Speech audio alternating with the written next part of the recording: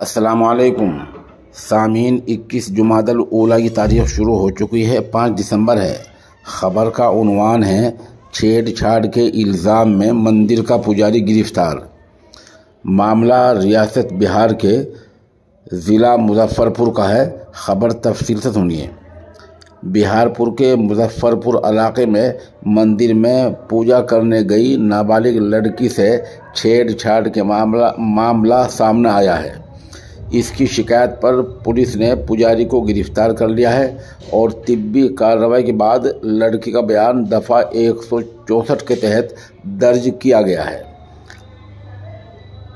वहीं एएसपी शहरयार अख्तर ने सहाफ़ियों को बताया कि थाना सकरा के एक गांव में रामदेव मंदिर का पुजारी है।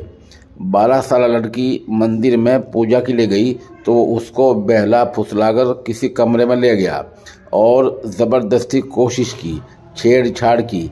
लड़की किसी तरह उसके चुंगल से भाग आई और पूरी बात घर वालों को बताई।